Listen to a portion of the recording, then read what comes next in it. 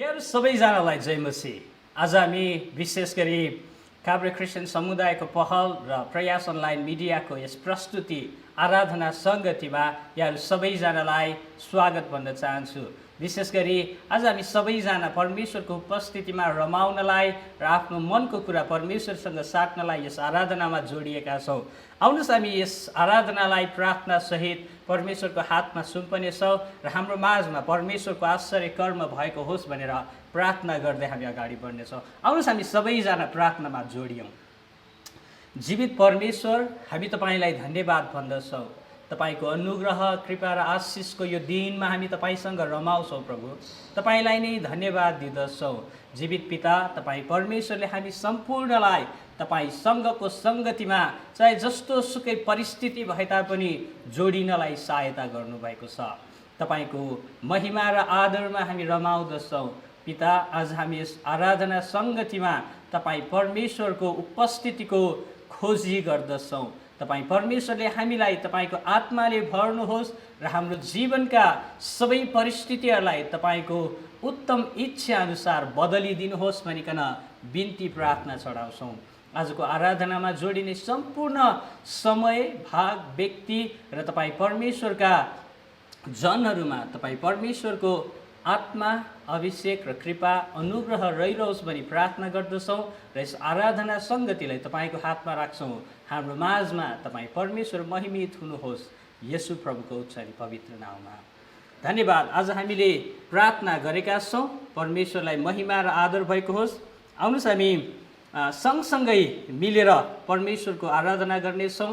आज यहाँहरू सबैजना चाहे जुनसुकै ठाउँमा भए तापनि, जुनसुकै देशमा भए तापनि, जुनसुकै परिस्थितिमा भए तापनि यहाँहरू सबैजना हामीसँगै जीवित परमप्रभुको उपस्थितिमा एउटै मन, एउटै हृदय र एउटै आत्मा लिएर परमप्रभुतिर आफ्नो आँखा उठाउनको निम्ति म अनुरोध गर्न चाहन्छु र यहाँहरू सबैजनालाई यस आराधनामा स्वागत गर्दै हामी परमप्रभुको उपस्थितिमा रमाउनेछौँ। आराधनामा अगाडि बढाउनको निम्ति हाम्रो माझमा रहनुभएको विशेष साङ्गीतिक झुन्डलाई म स्वागत गर्न चाहन्छु, जो विभिन्न मण्डलीबाट संयुक्त रूपमा एउटै मन लिएर परमप्रभुको आराधनामा जोडिन आउनुभएको छ।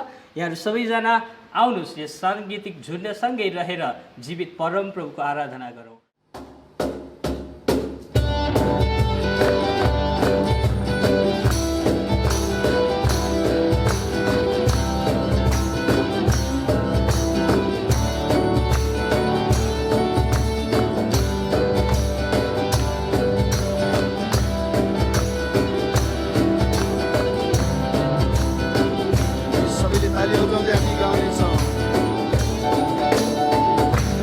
For the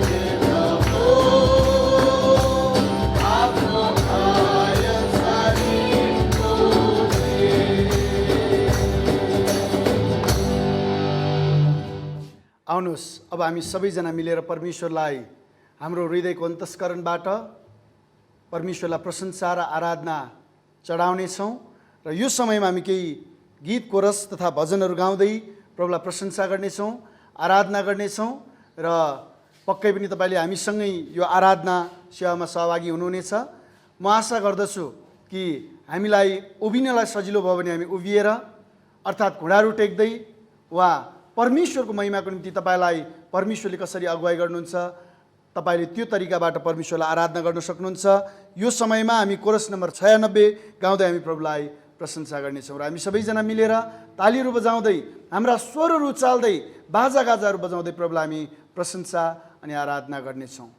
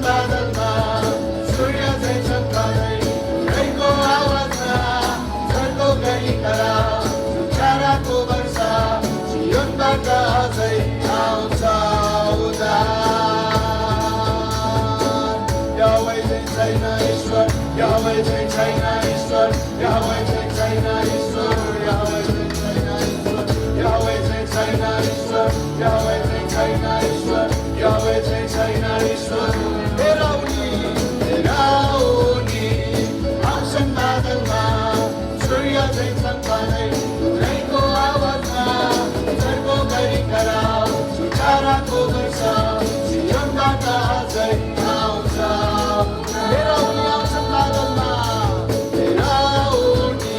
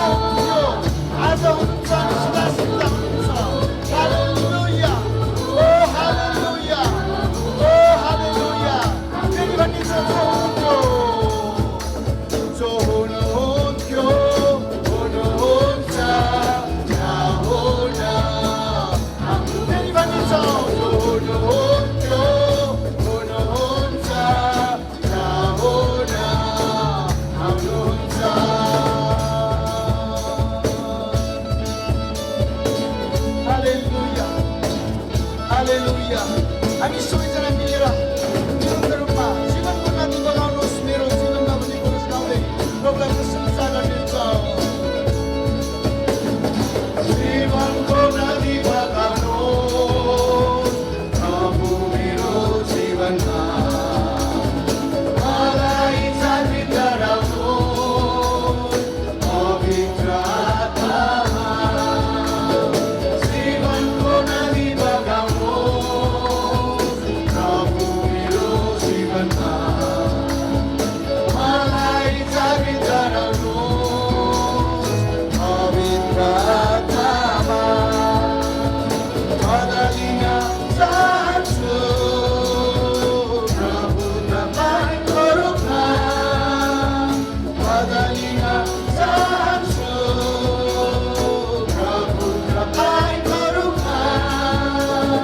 पिताको लागि फलफलाउने जीवन जिउन चाहन्छु, मेरो यो जीवनबाट तपाईँलाई अल्झाउन चाहन्छु।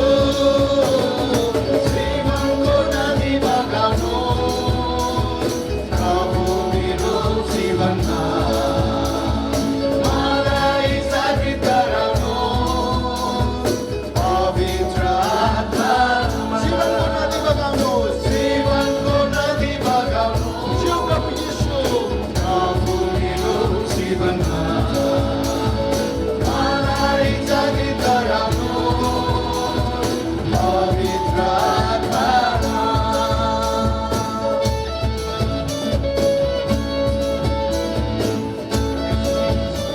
Yes, हालेलुया, हालेलुया। बदलिन चाहन्छु प्रभु तपाईँको रूपमा,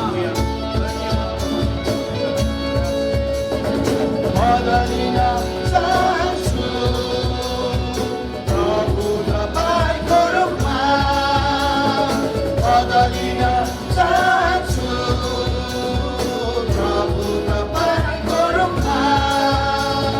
पिताको लागि फलफलाउने जीवन जिउन चाहन्छु, मेरो यो जीवनबाट तपाईँलाई अल्झाउन चाहन्छु। सबैले भनिन्छौँ जीवनको नदी बगाउनुहोस् ज्यू प्रभु येशू तपाईँको नदी बगाउनुहोस्। हालेलुया। प्रभु तपाईँको नदी बगाउनुहोस्, प्रभु तपाईँको जागृत गराउनुहोस् पवित्र आत्मामा। जीवनको नदी बगाउनुहोस्, जीवनको नदी बगाउनुहोस् प्रभु मेरो जीवनमा, मलाई जागृत गराउनुहोस् पवित्र आत्मामा। हालेलुया, हालेलुया, ओ हालेलुया। प्रभु तपाईँले हामीलाई जागृत गराउनुहोस्, प्रभु जीवनको नदी हामीमा बगाउनुहोस्, प्रभु तपाईँले हाम्रो जीवनमा तपाईँको नदी बगाउनुहोस्, पवित्र आत्माको झरी ल्याउनुहोस्, पवित्र आत्माको भरिभरि ल्याउनुहोस्, पवित्र आत्माको जागृति ल्याउनुहोस्। प्रभु हामी फर्किन चाहन्छौँ तपाईँ येशू जस्तै भएर तपाईँको रूपमा। प्रभु हामीलाई पिता परमेश्वर तपाईँको निम्ति फल फलाउने जीवन जिउनलाई सहायता गर्नुहोस्। हालेलुया, हालेलुया, हालेलुया। हामी प्रभुलाई धन्यवाद दिइरहनेछौँ। फेरि एकचोटि हामी गाउनेछौँ जीवनको नदी बगाउनुहोस् प्रभु मेरो जीवनमा, मलाई जागृत गराउनुहोस् पवित्र आत्मामा भनेर प्रभुलाई प्रशंसा गर्नेछौँ। हामी स्वरहरू बोल्दै तालीहरू बजाउँदै हाम्रा सारा हृदयको नमस्कारले हामी हाम्रो प्रभुलाई प्रशंसा गर्नेछौँ।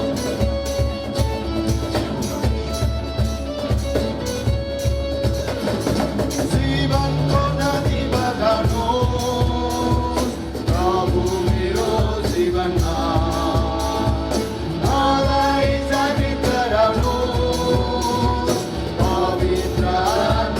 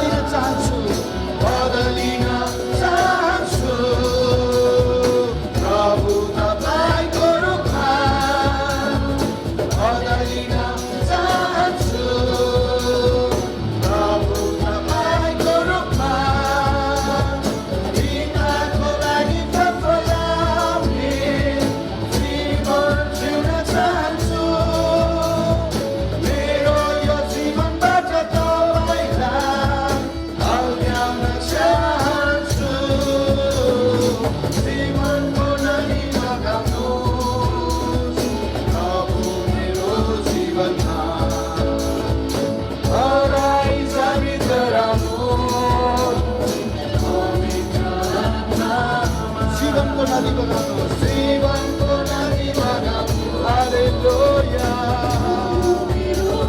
हालेलुया, मलाई जागृत गराउनु, पवित्र आत्मा, हालेलुया। आउनुहोस् तालीहरू बजाउँदै प्रभुलाई हामी प्रशंसा गरौँ।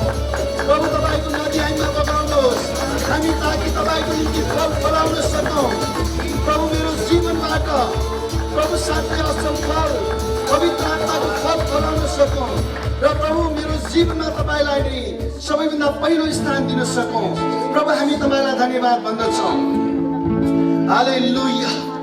प्रभु तपाईँ कति महान हुनुहुन्छ, तपाईँ परमेश्वरको कृपा कति महान छ, तपाईँको दया कति महान छ। प्रभु साँच्चै प्रभु तपाईँले हामीलाई निरन्तर रूपमा तपाईँको पवित्र आत्माको जोस, पवित्र आत्माको जागृति, पवित्र आत्माको संगति अनि पवित्र आत्माको भरिपुरी दिनुहोस्। प्रभु तपाईँको पानी छेउ हामीलाई रहनलाई दिनुहोस्, ताकि हामी हरेक समय फल फलाउन सकौँ। भजन लेखक दाउदले यसरी भन्नुभएको छ, भजन नम्बर 1 अर्थात् भजन सङ्ग्रहको पुस्तक अध्याय 1 मा, धन्य हो त्यो मानिस जो दुष्टहरूको सल्लाहमा हिँड्दैन, जो पापीहरूको मार्गमा खडा हुँदैन अनि गिल्ला गर्नेहरूको सङ्गतमा बस्दैन, तर परमप्रभुको व्यवस्थामा नै त्यो खुसी रहन्छ र त्यसले दिनरात परमप्रभुकै व्यवस्था मनन गर्छ। त्यो खोलाको किनारमा रोपेको बोट जस्तै हुन्छ, जसले आफ्नो ऋतुमा फल दिन्छ अनि जसको पाप कहिल्यै ओइलाउँदैन। त्यसले जे पनि गर्छ त्यसमा त्यो सफल हुन्छ। दुष्टहरू त्यस्ता हुँदैन, तिनीहरू बतासले उडाएर लैजाने भुस जस्तै हुन्छन्। यसकारण दुष्टहरू न्यायको दिनमा टिक्ने छैनन् र पापीहरूले धर्मीहरूको सभामा स्थान पाउने छैनन्, किनकि परमप्रभुले धर्मीहरूको मार्गको रक्षा गर्नुहुन्छ, तर दुष्टहरूको मार्ग नष्ट हुनेछ। हालेलुया, हालेलुया।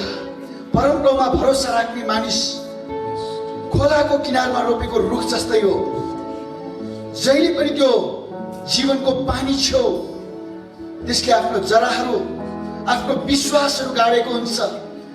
आज हामीहरूको विश्वासको जरा परमप्रभुले दिनुहुने जीवनको पानी छेउ, उहाँको नदी छेउ जब हामी हुन्छ, हामी हरेक ऋतुमा, हरेक समयमा फल फलाउन सक्छौँ। परमेश्वरले त्यो जागृति हामीलाई दिनुहुन्छ। परमप्रभुले आफ्नो अनुग्रह हामीमा देखाउनु भएको छ। उहाँले हामीलाई, हामी जस्तो अधर्मी पापीलाई उहाँको आफ्नै हुनलाई चुन्नु भएको छ। प्रिय मण्डली परिवार, हामी इमानदारीका साथ परमप्रभुमा आफैलाई नम्र तुल्याऊ। उहाँको अनुग्रह आज हामीहरूको जीवनमा छ। आउनुहोस् हामी पुरस गाउँदै, अनुग्रही प्रभु तपाईँ दया देखाउनु भयो, मलाई चुन्नुभयो तपाईँको हुनलाई, म जस्तो तुच्छ पापीलाई पनि यो पुरस गाउँदै हामी प्रभुलाई आराधना गर्नेछौँ।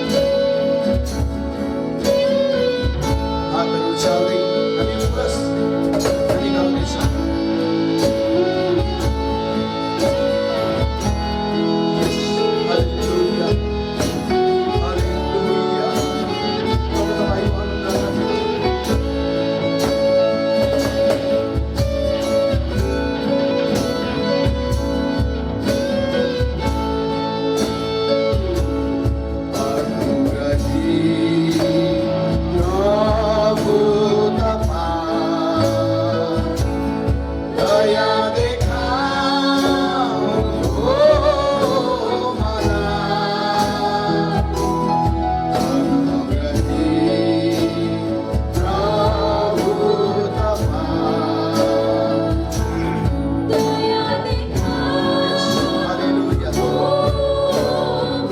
चुन्नुभयो तपाईँको हुनलाई, चुन्नुभयो तपाईँको हुनलाई। म जस्तो तुच्छ पापीलाई, चुन्नुभयो तपाईँको हुनलाई। म जस्तो तुच्छ पापीलाई। प्रेमिलो प्रभु तपाईँ, प्रेमिलो प्रभु तपाईँ। प्रेम देखाऊ हो मलाई।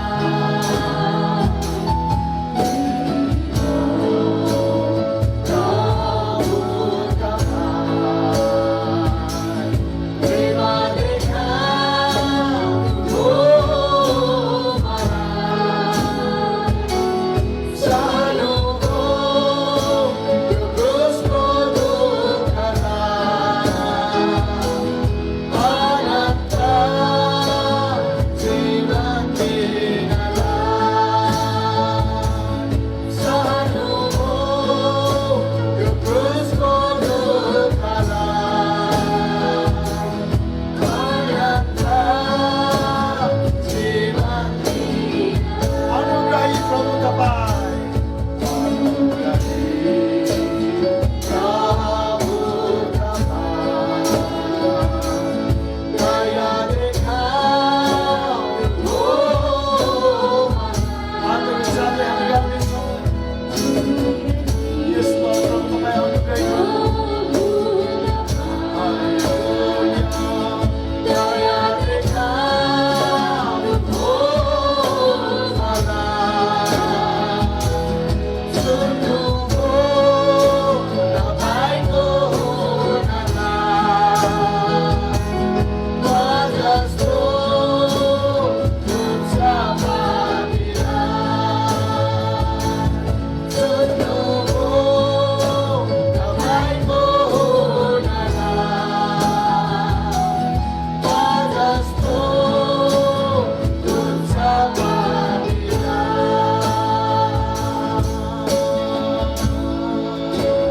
हालेलुया।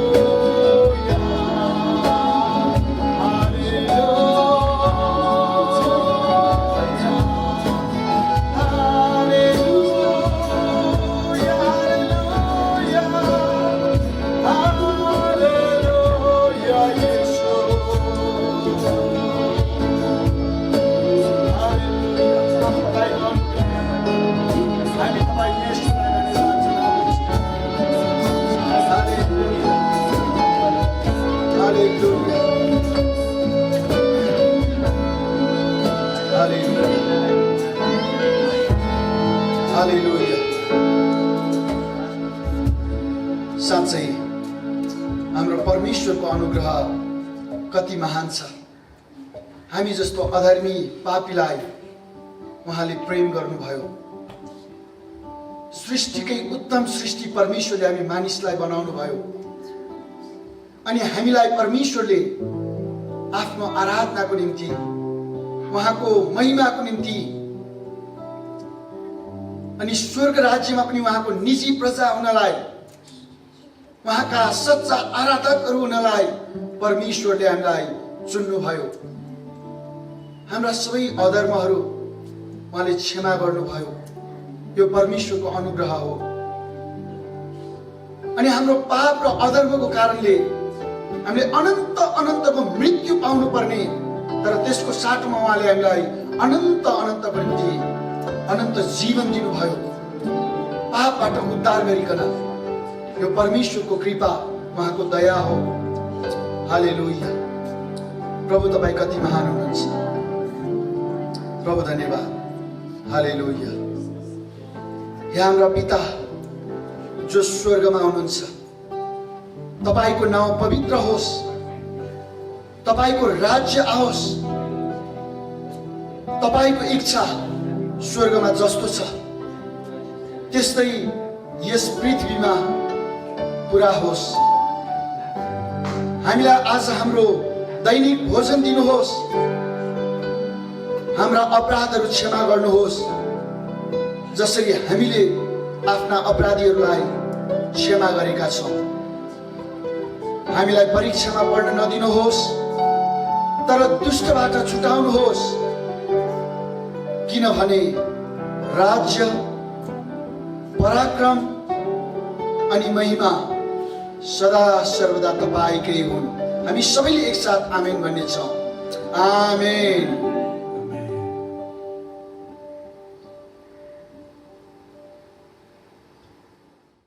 हामीले गीत, भजन तथा कोरसहरू गाएर परमेश्वरलाई आराधना गऱ्यौँ। हाम्रा आराधनाका शब्दहरू, स्वरहरूद्वारा प्रभुलाई आराधना गऱ्यौँ। अब हामी हाम्रा आफ्ना आफ्ना कमाइहरूबाट छुट्याएर ल्याएका स्वेच्छा, दशांश, मिसन भेटी लगायतका विशेष भेटीहरू परमेश्वरको वेदीमा हामी चढाएर प्रभुलाई आराधना गर्नेछौँ। किनकि परमेश्वरको वचनले बताउँदछ खुसी साथ दिनेलाई परमेश्वरले प्रेम गर्नुहुन्छ। हामी परमेश्वरको प्रेम ग्रहण गर्न चाहन्छौँ, परमेश्वरको प्रेममा हामी जिउन चाहन्छौँ। आउनुहोस्, हामीले मनमा सङ्कल्प गरे बमोजिम र हामीले छुट्याएर ल्याए बमोजिम हाम्रा आफ्ना भेटीहरू परमेश्वरको वेदीमा हामी चढाउनेछौँ। र यो भेटी चढाउँदै गर्दा हामी यो समयमा कोरस नम्बर 276 को यसु हुन् साँचो गोठालो, हामी उहाँका भेडा हौँ, हरियो खर्कमा हामीलाई चराउँछन् भन्ने कोरसलाई सबैजना मिलेर गाउनेछौँ।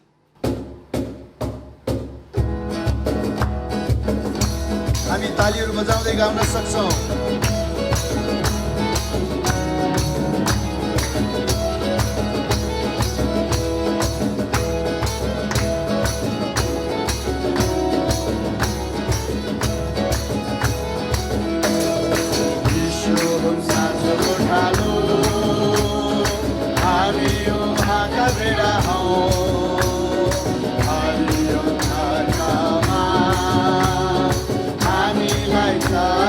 सबैले भन्नेछौँ यसो हुन् साँचो गोठालो, हामी उहाँका भेडा हौँ, हरियो खर्कमा हामीलाई चराउँछ। हामीलाई अब त कसैको डर छैन, किनकि हाम्रो साथी यसो हुनुहुन्छ।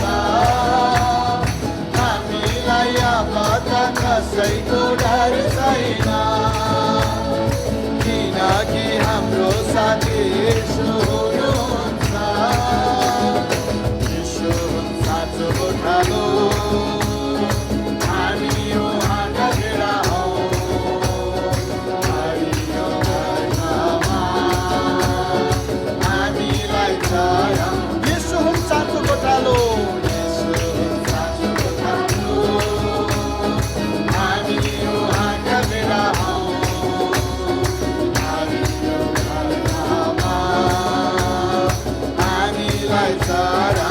बाटोमा मलाई रक्षा गर्दछ, शैतानको डरबाट हामीलाई बचाउँछ। बाटोमा मलाई रक्षा गर्दछ, शैतानको डरबाट हामीलाई बचाउँछ। सबैले भनिन्छौँ तालीहरू बजाउँदै, हालेलुया। साँच्चै यसो हाम्रो गोठालो हुन्छ। हामीलाई यसो हुन् साँचो गोठालो, यसो हुन् साँचो गोठालो, हामी उहाँका भेडा हौँ, हरियो खर्कमा हामीलाई हालेलुया, आमेन, हालेलुया। सबैले ताली बजाउँदै भनिन्छौँ हालेलुया, हालेलुया, हालेलुया, हालेलुया, आमेन, हालेलुया।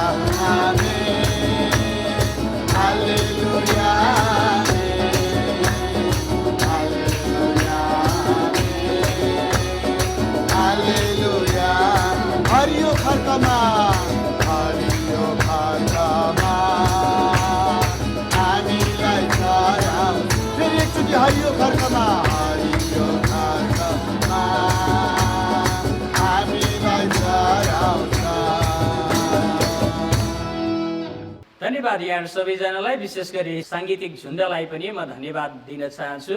आज हामी सबैजना मिलेर परमप्रभुको आराधना गरेका छौँ र हामीले हाम्रो जीवनबाट परमेश्वरले दिनुभएको आशिषबाट भेटी तथा दशांश पनि ल्याएका छौँ। परमेश्वरलाई चढाइएका यी भेटीहरूमा परमेश्वरको अनुग्रह र कृपा रहोस् भनी हामी प्रार्थना गर्नेछौँ र साथसाथै आज हामीलाई वचन बाँड्नको निम्ति आउनुभएको परमेश्वरको दासलाई पनि हामी स्वागत गर्नेछौँ। आउनुहोस् यो समय प्रार्थना गरौँ अनि त्यसपछि हामी फेरि परमेश्वरको वचनतिर अगाडि बढ्नेछौँ। आउनुहोस् हामी एकसाथै मिलेर प्रार्थना गरौँ। जीवित परमेश्वर, हामी तपाईँलाई धन्यवाद भन्छौँ।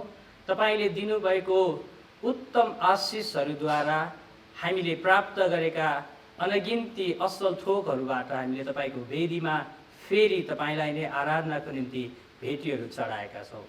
प्रभु, म प्रार्थना गर्दछु तपाईँ परमेश्वर यस भेटीलाई तपाईँको राज्य विस्तार, तपाईँको महिमाको निम्ति र तपाईँको जनहरूको निम्ति आवश्यकताहरू पुरा गर्नको निम्ति यस भेटीलाई प्रयोग गर्नुहोस् र प्रभु यसबाट तपाईँकै महिमा होस् र चलाउने हातहरूलाई अझै सिपालु र आशिषित तुल्याउनुहोस् भनिकन बिन्ती प्रार्थना चढाउँछु। र विशेष गरी प्रभु, आज हामी तपाईँको जीवित वचन जो अविनाशी सत्य र सदा सर्वदा एक समान रहिरहने प्रभावकारी वचन सुन्न गइरहेका छौँ। हे प्रभु, आज हामीलाई तपाईँ परमेश्वरको आत्मिकी ज्ञान र बुद्धि दिनुहोस् ताकि तपाईँ परमेश्वरको वचनको हुबहु प्रकाश हामीले प्राप्त गर्न सकौँ। जीवित परमेश्वर, हामी प्रार्थना चढाउँछौँ, तपाईँले महिमित हुनुहोस् येशू प्रभुको नाउँमा, आमेन। यहाँहरू सबैजनालाई धन्यवाद। अब हामी परमेश्वरको वचनमा अगाडि बढ्नेछौँ र यहाँहरूको माझमा म परमेश्वरको वचन बाइबलबाट लेखिएको एउटा खण्डलाई पाठ गर्नेछु, जुन चाहिँ एफिसीको पुस्तक 1 अध्यायको 6 पददेखि 8 पदसम्म यसरी लेखिएको छ। यस हेतुले कि उहाँले हामीलाई आफ्ना प्रिय पुत्रमा सित्तैमा दिनुभएको आफ्नो महिमामय अनुग्रहको प्रशंसा होस्। उहाँको अपार अनुग्रह अनुसार ख्रिस्टको रगतद्वारा हामी उहाँमा उद्धार, हाम्रो पापको क्षमा पाउँछौँ। जुन अनुग्रह उहाँले हामीलाई प्रशस्त मात्रामा दिनुभयो। आमेन। परमेश्वरले हामीलाई आफ्नो अनुग्रह प्रशस्त मात्रामा दिनुभएको छ, जुन अनुग्रहले हाम्रो जीवनमा छुटकारा, उद्धार र विजय पाएका छौँ। यो समय हाम्रो माझमा परमेश्वरको वचन बाँड्नको निम्ति यसै काभ्रे क्रिस्चियन समुदायका वर्तमान अध्यक्ष, साथसाथै काभ्रे मण्डली, काभ्रे बनेपाका वरिष्ठ पास्टरज्यू हुनुहुन्छ, आदरणीय रेभरेन्ड पास्टर रुबेन राणा मगरज्यू हुनुहुन्छ। हामी उहाँलाई स्वागत गरौँ। यहाँहरू सम्पूर्णमा क्रिस्टीय अभिवादन, जय मसीह। आज हामी फेरि आजको यस हप्ताको आराधना सेवा सङ्गतिमा प्रभुको वचनबाट सुन्नलाई हामी यस ठाउँमा छौँ। आजको वचनको शीर्षक रहेको छ, हाम्रो लागि अहिले परमेश्वरको अनुग्रह यथेष्ट छ। वचनको खण्ड रहेको छ 12 अध्यायको 9 पद। तर आज म को 1 पदबाट 10 पदसम्म यहाँहरूको बिचमा म पढ्न चाहन्छु। आउनुहोस् हामी परमेश्वरको वचनबाट हामी पाठ गर्नेछौँ।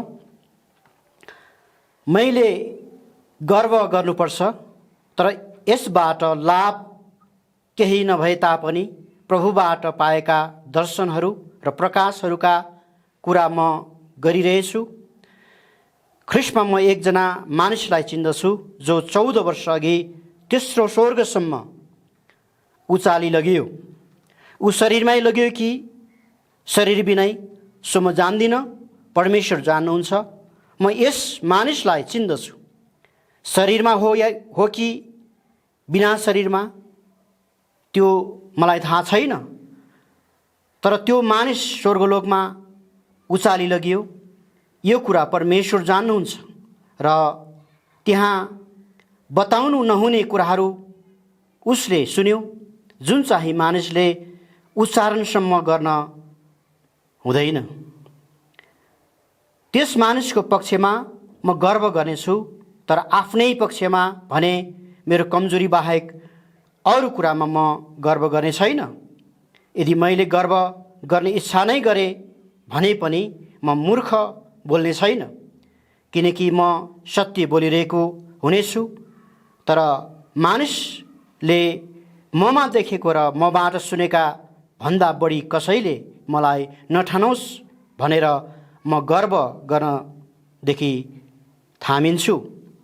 तर प्रशस्त प्रकाशहरूको कारण घमण्डले म बढ्ता नफुलु भनेर मलाई सताउन र घमण्डबाट रोक्नलाई शैतानको दूत अर्थात् एउटा काँडो मेरो शरीरमा दियो। यो मबाट हटोस् भनेर मैले 3 पल्ट प्रभुसित बिन्ती गरेँ, तर मलाई उहाँले भन्नुभयो, मेरो अनुग्रह तेरो निम्ति पर्याप्त छ, किनभने मेरो शक्ति दुर्बलतामा नै सिद्ध हुन्छ। यसकारण ख्रीष्टको शक्ति ममा बास गरोस् भनेर म बरु मेरो दुर्बलतामा बढी खुसी साथ गर्व गर्नेछु। यसकारण ख्रीष्टको खातिर दुर्बलताहरूमा, बदनामीहरूमा, कठिनाइहरूमा, सतावटहरूमा, आपतहरूमा म सन्तुष्ट रहन्छु, किनकि जब म दुर्बल छु तब म शक्तिशाली छु। आमेन। प्रभुलाई धेरै धन्यवाद होस्। आज हामी वर्तमान परिस्थितिको कारण मण्डली आम्ने सामने बसेर सेवा सङ्गति गर्न नपाएको अवस्थाबाट यस विषम परिस्थितिमा मण्डली सङ्गठित अवस्थाबाट छरफष्ट अवस्थातिर पुगिरहेका छौँ। अझ भन्नु पर्दाखेरि यो बन्दाबन्दीको कारण हामीहरूको आर्थिक, आत्मिक, शारीरिक र मानसिक अवस्था अत्यन्त कमजोर बनिरहेको छ।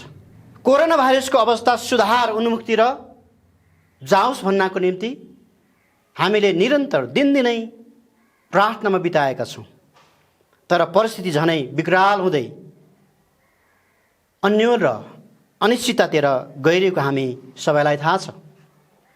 यस्तो कठिन परिस्थिति भएर जाँदा हामीले कसरी एउटा विजयी र साहसी क्रिस्चियन जीवनयापन गर्न सक्छौँ भन्ने कुरामा हामी यस संसारका होइनौँ, हाम्रो वास्तविक र स्थायी ठाउँ चाहिँ अर्कै छ भन्ने कुरा जब हामी थाहा पाउँछौँ, त्यसपछि मात्र हामी सबै परिस्थितिहरूबाट भएर जाँदा विजय र साहसी जीवन बिताउन सक्छौँ। रोमी 12 अध्यायको 1-2 पदमा पाउल प्रेरित आफैलाई एकजना मानिस भनेर भन्दछ। उनलाई ख्रीष्टको सुसमाचारको खातिर भोग्नु पर्ने विभिन्न प्रकारको कठिन परिस्थितिहरू सतावट साथै उहाँको नाउँमाथि विश्वास गरे साँचो क्रिस्चियनहरूको निम्ति साँची राखेको वर्णन गर्न नसक्ने महिमामय प्रकाश देखाउनलाई 14 वर्ष अगाडि दमस्कसको बाटोमा प्रभु यीशु ख्रीष्टसँगको भेटमा उनी भन्दछन् उनलाई तेस्रो स्वर्गसम्म उचाली लगियो। उनले आफ्नो अनुभवमा यस खण्डमा बताउँछन्। त्यसपछि जब उनको यात्रा प्रभु यीशु ख्रीष्टको सुसमाचारको निम्ति सुरु भयो, पहिलेको भन्दा उनको अवस्था झनै कठिन बन्दै गयो, अप्ठ्यारो बन्दै गयो। जति प्रभु यीशु ख्रीष्टमा आउनुभन्दा अगाडिको समयमा उसको निम्ति सबै कुराहरू ठिकठाक, राम्रो, सबै मिलेको, सबैबाट स्याबासी पाएको, अरूबाट सम्मानित प्रकारको थियो। तर ख्रीष्ट प्रभुलाई पाइसकेपछि, दमस्कसको बाटोमा प्रभुसँग भेटिसकेपछि उनलाई तेस्रो स्वर्गसम्म उचालेको लगिएको अनुभव जब भयो, ख्रीष्टसँगको जम्का भेट जब भयो, त्यसपछि उनी चुप लागेर बस्न सकेनन्। अनि त्यो महत्त्वपूर्ण कुरा बताउनको लागि, त्यो अर्थपूर्ण कुरा बताउनको लागि उनको यात्रा ख्रीष्टको बारेमा बताउनलाई, राज्यको सुसमाचार बताउनको लागि उनको यात्रा सुरु हुन्छ। अनि यो यात्रा मैले अघि पनि भने पहिलेको भन्दा ज्यादै कठिन बन्दै गयो।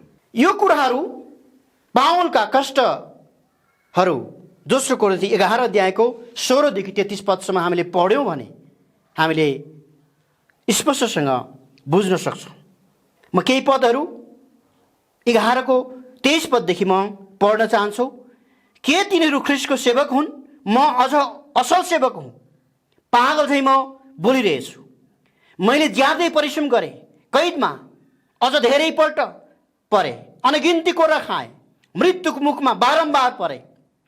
5 पल्ट मैले यहुदीहरूको हातबाट 1 कम 40 गरी कोर्रा खाएँ। 3 पल्ट मलाई लौरोले पिटे। 1 पल्ट ढुङ्गाले हाने। 3 पल्ट म चढेको जहाज ध्वस्त भयो। एक दिन एक रात मैले समुद्रमा नै बिताएको छु। मेरो बारम्बारको यात्रामा म नदीहरूको जोखिममा परे, डाकुहरूको जोखिममा परे, आफ्नै जातिका मानिसहरूको जोखिममा, अन्य जातिहरूका जोखिममा, सहरको जोखिममा, उजाड स्थानको जोखिममा, समुद्रको जोखिममा, झुटा भाइहरूबाट आउने जोखिममा, परिश्रम र कष्ट, कति कति अनिदो रातमा, भोक र प्यासमा, बारम्बार उपवासमा, ठन्डी र नग्नतामा परे। अरू कुरा बाहेक सबै मण्डलीका फिक्रीको बोझ म माथि छ। यसरी विभिन्न प्रकारको अवस्था भएर पावलको जीवन निरन्तर निरन्तर निरन्तर अगाडि बढेको हामी पाउँदछौँ। तर यी सबै कठिन यात्राहरूबाट उनी कमजोर भएनन्। अझ आफ्नो अनन्तको यात्रा र प्रकाशहरूमा झनै परिष्कृत बन्दै उनी अगाडि बढे। 2 कोरिन्थी 12:7 हामीले हेऱ्यौँ भने, तर प्रशस्त प्रकाशहरूको कारण घमण्डले म बढ्ता नफुलु भनेर मलाई सताउन र घमण्डबाट रोक्नलाई शैतानको दूत अर्थात् एउटा काँडो मेरो शरीरमा दियो। 7 उल्लेख गरेको काँडाले सतावट र कष्ट र पीडा देखाउँदछ, तर यसले पापमा पुर्याउने सङ्केत गर्दैन। काँडो परमेश्वरको इच्छाबाट अनुमति दिएको शैतानबाट आएको क्रियाकलापको रूपमा हामीले बुझ्नुपर्छ। यो काँडो परमेश्वरबाट उनले पाएको दर्शन र प्रकाशमा पावल घमण्डले नफुलोस् भनेर दिएको भन्ने हामीले परमेश्वरको वचनबाट बुझ्न सक्छौँ। र पावल आफैले यसमा गरेको व्याख्याबाट यो कुरा हामी थाहा गर्न सक्छौँ।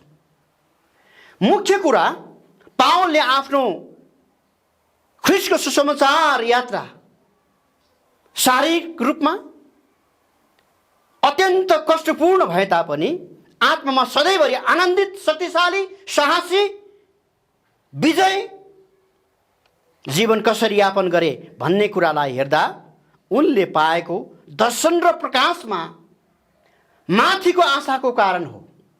माथिको आशा, उनले पाएको दर्शन र प्रकाशमा उनले माथिको आशाको कुराहरू बुझे।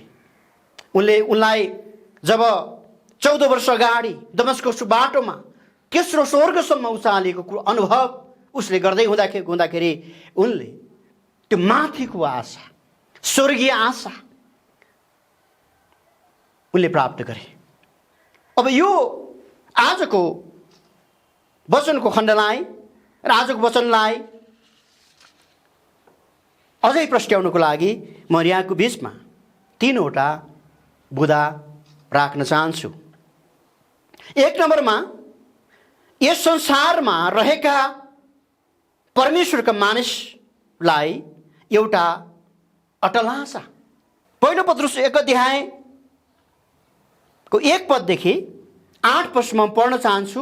येशू ख्रीष्टको प्रेरित पत्रुसबाट पोन्टस, गलातिया, कापोडिया, एसिया र बिथिनियाभरि निर्वासित भई छरपष्ट भएकाहरूलाई येशू ख्रीष्टको आज्ञा पालन र उहाँका रगतको छिड्काइको निम्ति पवित्र आत्माद्वारा शुद्ध भई परमेश्वर पिताद्वारा उहाँको पूर्व ज्ञान अनुसार चुनेकाहरूलाई अनुग्रह र शान्ति प्रशस्त हुँदै जाओस्। यहाँनिर छरपष्ट भएकाहरूलाई भन्ने कुराहरू हामीले हेऱ्यौँ। अघि नै मैले यहाँहरूको बिचमा राखिसकेँ। आज वर्तमान परिस्थितिको कारणबाट मण्डली सङ्गठित रूपमा केही महिना अगाडि, 5 महिना अगाडितिर हामीले हेऱ्यौँ भने मण्डलीहरू कसरी सङ्गठित हुने, कसरी आराधना सेवामा शनिबारको दिन भेला हुने, कसरी धेरै मानिसहरूलाई भेला गर्ने, कसरी धेरै मानिस भेला भएर सँगै बसेर उहाँलाई महिमा र भक्ति चढाउन सक्ने भन्ने प्रकारको अवस्था हामी थियौँ भने अहिले परिस्थिति फरक भएको छ। कोरोना भाइरसको कारणबाट जब यो सुरु भयो त्यो दिनदेखि नै सरकारले जारी गरेको निर्देशन र यो भाइरसबाट बच्नको लागि कसरी मण्डलीले ऐक्यबद्धता जनाउन सक्छ भन्ने प्रकारमा हामीले सङ्गठित रूपमा भएको सेवालाई अब अलिकति सासाना झुन्डमा गर्ने, त्यसपछि अझै कडा हुँदै जाँदाखेरि घर घरमा परिवारमा सङ्गति गर्ने अवस्थामा हामी पुग्नु पर्यो। यो कारणबाट सङ्गठित अवस्थाबाट मण्डली आज एक प्रकारले यो वर्तमान परिस्थितिको कारणबाट छरपष्ट अवस्थामा हामी पुगिरहेका छौँ। यति मात्र नभएर यो कारणबाट मानिसको आर्थिक, शारीरिक, आत्मिक थुप्रै प्रकारका अवस्थाहरू अत्यन्त कमजोर बनिसकेको छ। यी सबै परिस्थितिमा कसरी एउटा विश्वासीले चाहिँ विजय, साहसी, उत्साहले भरेको जीवनबाट निरन्तर अगाडि बढ्न सक्छ, कसरी विजय जीवनयापन गर्न सक्छ भन्ने प्रकारको कुरालाई आज हामीले हेर्दै गर्दा हुँदै पावलको जीवनबाट हामीले हेऱ्यौँ कि पावलले प्रभुसँगको भेटमा, प्रभुसँगको त्यो भेटको यात्रामा, दमस्कस बाटोमा जब प्रभुले पक्रिनुभयो त्यो यात्रामा उनी तेस्रो स्वर्गमा उचालेको कुरा गर्दै गर्दाखेरि उनले त्यो प्रशस्त दर्शन र प्रकाश पाए माथिको आशा उसले बुझे। यसकारण बाइबलको मुख्य केन्द्र येशू ख्रिस्ट हुनुहुन्छ। येशू ख्रिस्ट। अनि येशू ख्रिस्ट यस संसारमा आएर मानिसलाई दिन चाहनु भएको, उहाँले दिनुभएको मुख्य कुरा चाहिँ आशा हो। हाम्रो परमेश्वर आशाको परमेश्वर हो। यस संसारमा धेरै मानिसहरू विभिन्न प्रकारको आशामा बसिरहेका छन्। अनि मानिसमा आशा छैन भने मानिसहरू मर्छ भनेर भन्दछ।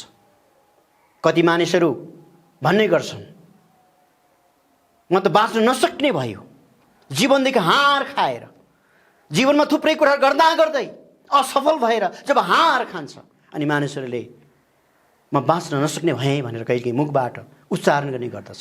कति मानिसहरू जीवनको यात्रामा सङ्घर्ष गर्दा गर्दै बाँच्न नसक्ने अवस्थामा जब पुग्छ, आशाहरू हराउँदछ अनि मानिसहरूले आत्महत्या, सुसाइड जस्तो एउटा गलत कुराहरू अपनाएको हामी पाउँदछौँ।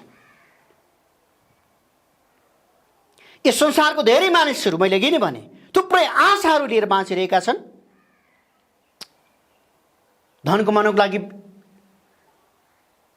एउटा आशा बोकेर विदेशका मानिसहरू ठुलो धनराशि लगानी गरेर सफल व्यवसाय बनेर धन आर्जन गर्ने, रुपियाँ पैसा कमाउने मानिसको आशा एउटा किसान जसले वर्षभरि खानको लागि पुग्ने अनाज भित्राउने आशा।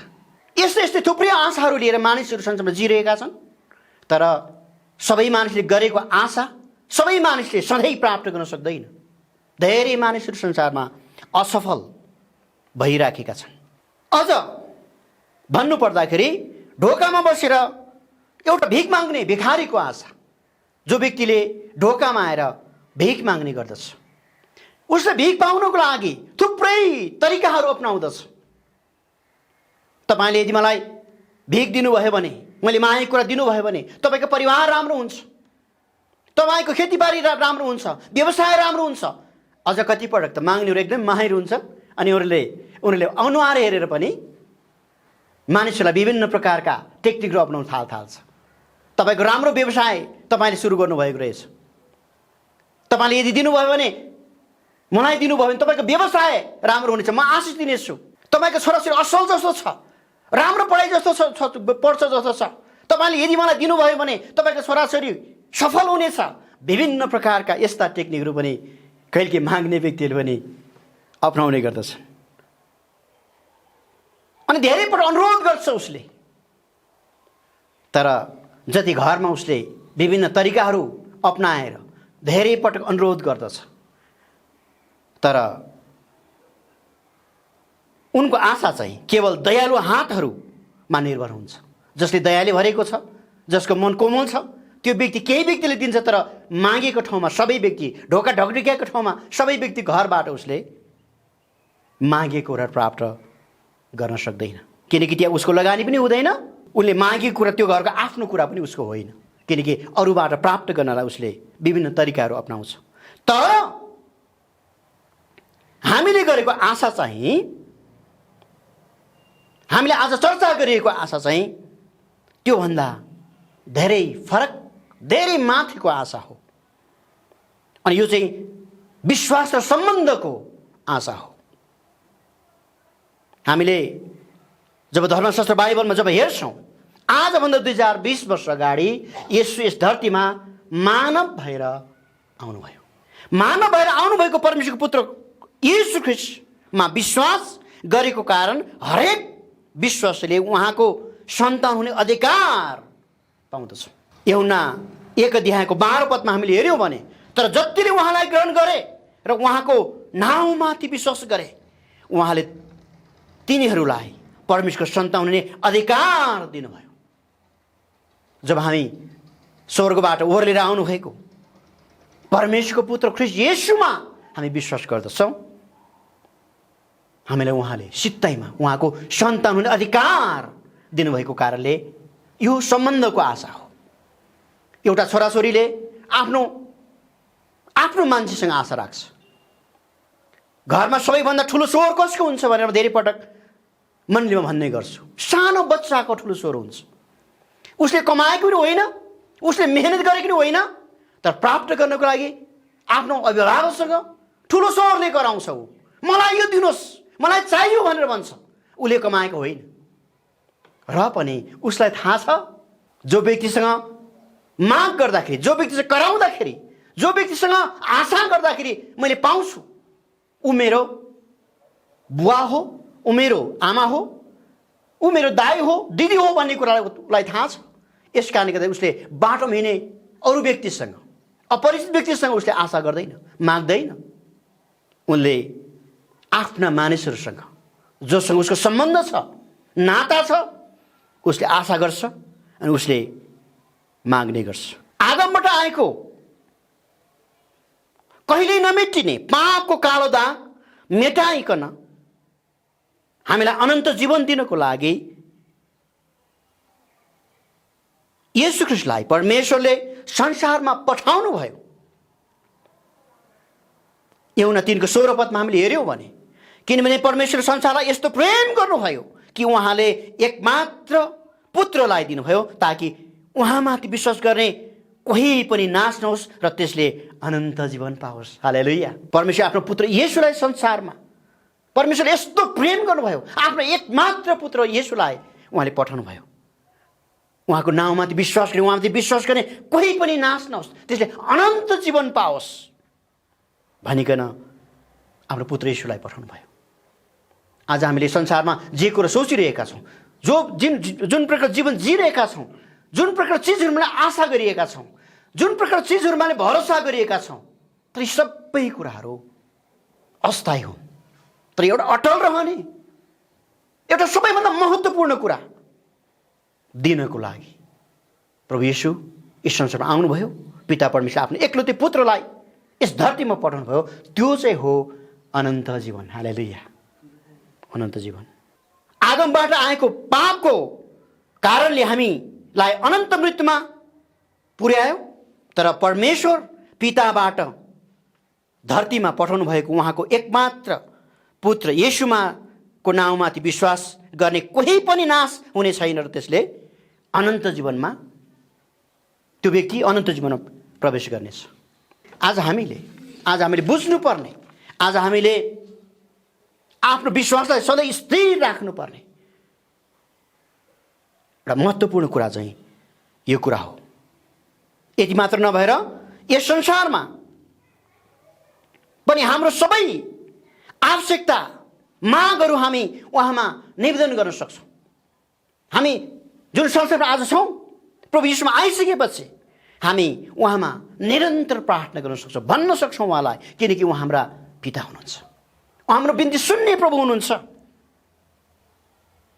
जब विश्वासद्वारा परमेश्वर हाम्रो पिता हुनुहुन्छ र हामी उहाँको सन्तान भएका छौँ भने हामी उहाँलाई एउटा छोराछोरीले बुवासँग मागेको जस्तै, बुवासँग बातचित गरेको जस्तै हामी भन्न सक्छौँ।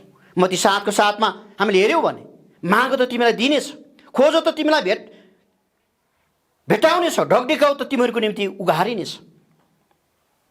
हामी कुरा प्राप्त गर्न सक्छौँ। तर यी सब कुराभन्दा महत्त्वपूर्ण कुरा आज हामी गरिएका छौँ, त्यो चाहिँ हो माथिको आशा। फेरि पनि म दोहोऱ्याएर भन्न चाहन्छु, माथिको आशा। 2 नम्बरमा एउटा जीवित आशा, दोस्रो नम्बरमा जाँदा एउटा जीवित आशा। परमेश्वरको कृपाले मृतकबाट येशू ख्रीष्टको पुनरुत्थानद्वारा एउटा जीवित आशाको निम्ति हामीहरू नयाँ गरी जन्मिएका छौँ। हाम्रो प्रभु येशूमा हामी आशा र भविष्य पाउँदछौँ। आशा बिना मानिसहरू बाँच्न सक्दैन, मैले अघि नै पनि भने। यसकारण येशू ख्रीष्ट यस धरतीमा मानिसहरूलाई आशा दिनलाई आउनुभयो।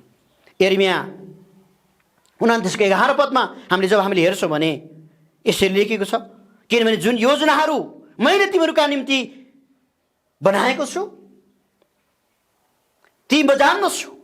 प्रभु भन्नुहुन्छ ती तिमीहरूका उन्नतिका निम्ति हुन्, नोक्सानीको निम्ति होइनन्, तिमीहरूलाई आशा र भविष्य दिनलाई।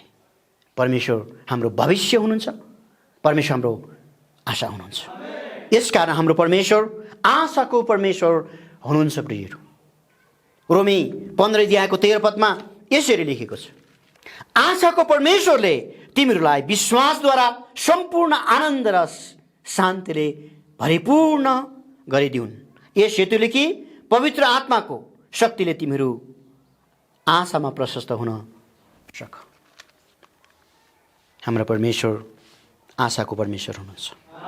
यस संसारमा बाँचिरहेका झन्डै 7 अर्ब मानिसहरूमा 4.5 अर्ब मानिसहरू चाहिँ मृत्युपछिको बारे अनभिज्ञ छन्। मृत्युपछिको जीवन कस्तो हुन्छ भनेर उनीहरू अनभिज्ञ छन्। कहिलेकाहीँ स्वर्गको कुरा, नरकको कुरा उनीहरू पनि गर्छन् गर्नु त, तर पनि यसमा उनीहरूलाई खास ज्ञान नभएको हामी पाउँदछौँ। अनि उनीहरू आमाको गर्भबाट धरतीमा आउँछन्, जन्मिन्छन्, जन्मेर जब यस धरतीबाट बिदा हुने समय, यो समयलाई उनीहरू एउटा जीवन मान्छन्। त्यसपछि आमाको गर्भबाट जन्मिएर संसारबाट बिदा हुने समयलाई एउटा पूर्ण आयु, पूर्ण जीवन मान्छन्। पछिको जीवनलाई उनीहरूले त्यति महत्त्व दिएको हामी पाउँदैनौँ। यसै कारणले उनीहरूको धेरैको मुखमा धेरैले विचार गरिएको, धेरैले भनिरहेको कुरा चाहिँ उनीहरू मृत्युसँग डराउँदैन। अनि उनीहरूले भन्छन् खाइसार लाइसार, मरेपछि लम्पसार, मरिसकेपछि सिद्धियो जीवन। यो संसारमा हुनुन्जेलसम्म मोज मस्ती गर्ने, रुपियाँ पैसा कमाउने, हुनसक्छ राम्रो काम गर्ने पनि होला, तर धेरै मानिसहरू आज राम्रो बाटोमा छैन। परमेश्वरको भय डरको कुराहरू उनीलाई थाहा छैन, परमेश्वर को हुनुहुन्छ भन्ने कुरो थाहा छैन। यसकारणले उनीहरूको जीवन चाहिँ, मृत्युपछिको जीवन एउटा आत्मिक जीवन चाहिँ अन्योल छ। शरीरको मृत्युपछि के हुन्छ भन्ने कुरा बडो अन्योलमा बाँचिरहेका छन् उनीहरू। तर परमेश्वरलाई धन्यवाद होस्, हामी झन्नै 2.5 अर्ब मानिसहरू परमेश्वरको पुत्र प्रभु यीशु ख्रीष्टमा विश्वास गरेको कारण हामीले यो अर्थपूर्ण कुरा हामीले बुझेका छौँ। शरीरको मृत्युपछि पनि झनै एउटा गजबको स्वर्गीय घर, गजबको एउटा स्थान छ भन्ने अटल आशामा हामी बाँचिरहेका छौँ। हामीसँग जुन जीवन जिरहेका छौँ त एउटा महिमित आशा हामीसँग छ। हामी आज जिरहेको अवस्थामा, शरीरमा जिरहेको अवस्थामा भए नै हामी शारीरिक जीवनबाट अस्ताउनु पर्यो भने, हामी मरिहाल्यौँ भने पनि हाम्रो गन्तव्य हामीले तय गरेका छौँ। हामीलाई थाहा छ हाम्रो यो शरीरको मृत्युपछि पनि हाम्रो आत्मा कहाँ जान्छ, हाम्रो गन्तव्य कहाँ हो, हामी कहाँ पुग्छौँ, त्यो ठाउँ कस्तो छ भन्ने कुरामा हामी धेरै प्रभु यीशुलाई विश्वास गर्ने व्यक्तिहरू यसमा जानकार छौँ। यसै कारणले हामीले प्रभु यीशुमा जीवन समर्पण गरेका छौँ। संसारको धेरै मान्छेले घृणा गर्दै गर्दाखेरि, मानिसहरूले हामीलाई मन नपर्दाखेरि पनि, कतिपय सतावट अप्ठ्यारो परिस्थिति हुँदै जाँदाखेरि पनि हामीले प्रभु यीशुमा विश्वास गरेका छौँ, किनकि हामीलाई थाहा छ यो शरीरको मृत्युपछि एउटा गजबको संसार, एउटा गजबको स्वर्गीय घर छ, त्यहाँ हामी पुग्नेछौँ। त्यो आशामा, त्यो महिमित आशामा हामी बाँचिरहेका छौँ। यहाँनिर प्रभु वचनमा भनेको छ, किनकि जसरी आदममा सबै मर्छन् त्यसै गरी ख्रिस्टमा सबै जीवित पारिनेछ। यो पद ठ्याक्कै मैले भेटिनँ, तर आदममा सबैजना मर्छन् अनि ख्रिस्टमा सबैजना जीवित पारिनेछ। यस कारणले गर्दाखेरि चाहिँ हामी जो व्यक्तिहरू आज प्रभु यीशुमा विश्वास गरेका छौँ, आदमबाट आएको पापको कारण सबैजनामा मृत्यु आयो अनि प्रभुको वचनले भन्छ सबैले पाप गरेका छन् र परमेश्वरको महिमासम्म पुग्नबाट चुकेका छन्। आदमबाट सबैमा मृत्यु आयो, तर ख्रिस्ट येशूमा सबैजना हामी जिउन सक्छौँ। सबैजना हामी जिउन सक्छौँ। यस कारणले गर्दाखेरि हाम्रो विश्वास, हामीले गरेको विश्वास चाहिँ यो संसारको लागि मात्र होइन। तेस्रो बुँदामा हामी जानुपर्दाखेरि चाहिँ क्रिस्चियन जिम्मेवारी आशा बोक्नु र बाँड्नु। हामी जतिजना प्रभु यीशुमा विश्वास गरेका छौँ, उहाँलाई हामीले प्रभु र मुक्तिदाता भनिकन स्वीकार गरेका छौँ, हाम्रो जिम्मेवारी चाहिँ के हो भन्दाखेरि क्रिस्चियन जिम्मेवारी चाहिँ आशा बोक्नु र आशा बाँड्नु। यस संसारको सबै क्षेत्रहरू समस्याले भरेको छ। कहीँ त्यस्तो ठाउँ छैन जहाँ समस्या छैन, सबै ठाउँमा समस्या छ। एउटा समस्या समाधान गर्यो अर्को समस्या देखा परिहाल्छ। एकजना व्यक्तिको 1 लाख कमायो भने म सधैँको लागि खुसी हुन्छु। 1 लाख कमायो, 2 लाखको आशा खाँचो पर्छ।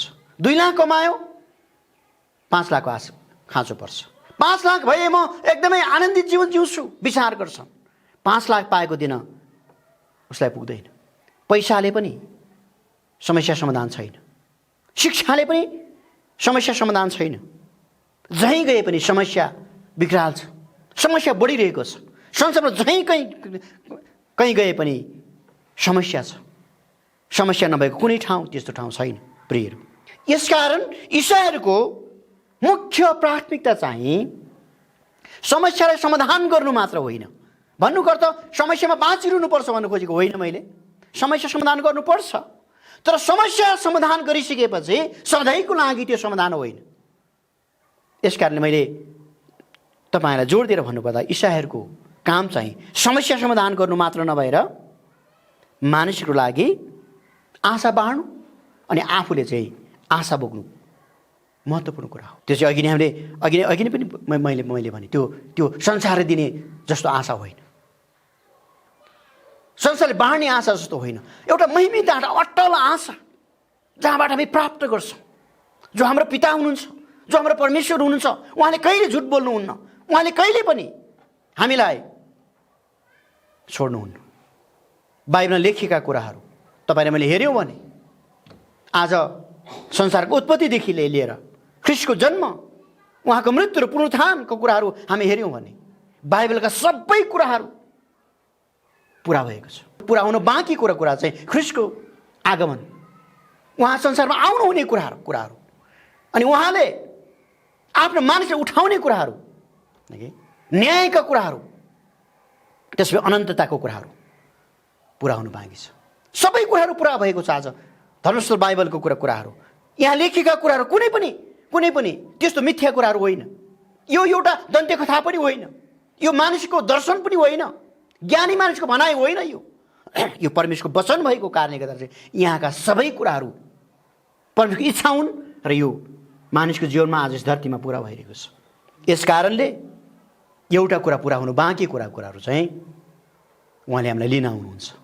उहाँले त्यो महिमित ठाउँ, एउटा आनन्दको ठाउँ, जहाँनिर आँसु बगाउनु पर्दैन, जहाँ खानु पनि पर्दैन, जहाँ लुगाको खाँचो पर्दैन, जहाँ तपाईँ मलाई पैसाको खाँचो पर्दैन, त्यो यस्तो ठाउँ परमेश्वर तयार पार्नु भएको छ। त्यो एउटा महिमिता छ, हामीले बोकिरहेका छौँ।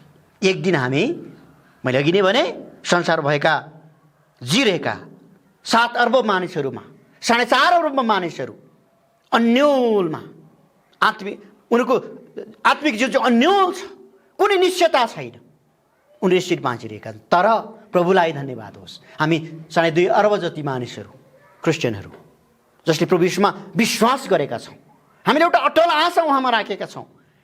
उहाँको वचन सबै कुरा पुरा भइरहेको छ, अब पुरा हुन बाँकी छ, उहाँ लिनलाई आउनुहुन्छ। अनि उहाँलाई विश्वास गरेको कारणले गर्दाखेरि हामी त्यो स्वर्गीय स्थानमा हामी बास गर्नेछौँ। त्यो बडो आनन्दको कुरा, बडो गौरवको कुरा।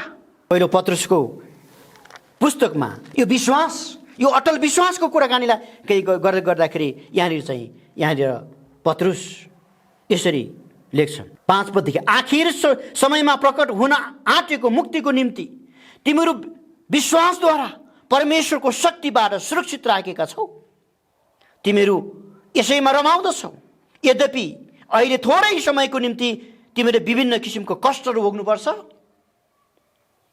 आगोबाट खारिने तर नष्ट भएर नजाने सुनभन्दा पनि तिमीहरूको विश्वास मूल्यवान छ। हालेलुया।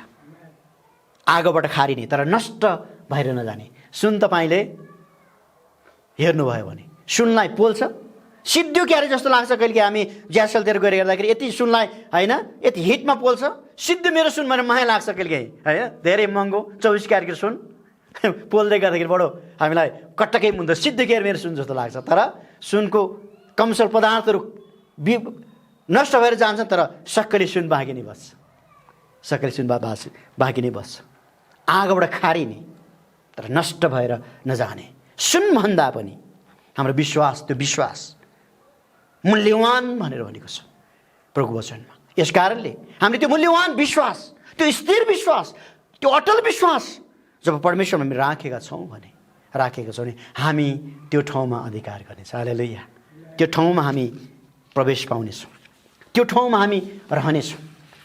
त्यस कारण यीशुलाई प्राप्त गर्नु, यीशुमाथि विश्वास गर्नु, उहाँले दिनुहुने उद्धार, उहाँले ल्याउनुभएको उद्धार, उहाँले ल्याउनुभएको त्यो महान आशा, महिमित आशामा हामीले आफ्नो अटल विश्वास राख्नु जस्तो महत्त्वपूर्ण कुरा केही पनि छैन। प्रियहरू, मैले चिनेको एउटा ठाउँको 2 जना मानिसहरू मलेसियातिर पैसा कमाउनु गए। अनि भर्खर विवाहबारी गरेको मान्छे पैसा कमाउनु गए। त्यसपछि वर्ष 2 वर्ष छुट्टीमा आउने कुराहरू, परिवारको आशा, मेरो श्रीमान छुट्टीमा आओस्, भेटघाट गरौँ। अनि एउटा व्यक्ति चाहिँ जब छुट्टी हुन्छ, 2 वर्षमा छुट्टी हुन्छ, एकदमै आफ्नो परिवार भेट्नुको लागि उत्कट चाहनाले भरिएर आउने, फेरि छुट्टी जाने। तर एउटा व्यक्ति पहिलो छुट्टीमा आयो, त्यसपछि समय बित्दै गयो, उतै रमझम, विभिन्न प्रकारको रमझम, अनि वर्षहरू बित्दै गयो, 2 वर्ष 3 वर्ष 4 वर्ष बित्दै गयो। अनि कहिलेकाहीँ श्रीमतीलाई फोन गरेर भन्दो रहेछ, तिमीलाई के पठाइदिउँ बुढी, राम्रो लुगा, सुन, तिमीलाई इच्छा लागेको कुरा भन, म पठाइदिन्छु। तर उनको श्रीमती अलि लोभी प्रकारको मूर्ख मान्छे, मलाई 1 तोला सुन पठाइदिनु राम्रो खालको, मलाई राम्रो खालको मोबाइल पठाइदिनु होइन। त्यति बेलाको समय टिकटिके मोबाइल, तर अलि पछि स्क्रिन टचको कुराहरू, त्यो होइन हातले छुँदाखेरि म त्यो औँलाले छुँदा हुने मात्रै प्रकारको मोबाइल पठाइदिनु। मूर्ख मान्छे। तर अर्को सँगैको छिमेकी, सँगै गएको व्यक्ति चाहिँ, तिमीलाई के पठाइदियो बुढी यो पाली? होइन, मलाई केही पनि चाहिँदैन, छुट्टीको बेला तपाईँ आइपुगे हुन्छ, तपाईँलाई देख्नलाई म चाहन्छु, तपाईँलाई भेट्नलाई चाहन्छु। रुपियाँ पैसा ठुलो कुरो होइन, बुढो तपाईँ आउनुहोस्। आउने जाने हुँदै गऱ्यो, आउने जाने हुँदै गयो, पैसा पनि कमायो, परिवार पनि बलियो भयो। तर मूर्ख श्रीमती, मलाई सुन पठाइदिनु, राम्रो मोबाइल पठाइदिनु। त्यसपछि 5 वर्ष 6 वर्ष 7 वर्ष 14 वर्ष मलेसियातिर बस्यो। अनि अर्कै मलेसियन श्रीमती श्रीमानले अर्को श्रीमती बनायो। श्रीमानलाई कहिले भेट्न नपाउने भयो, आउन नसक्ने भयो। यसो ख्रीष्ट त्यस्तो प्रभु यीशु यस्तो एउटा महान व्यक्ति हुनुहुन्छ।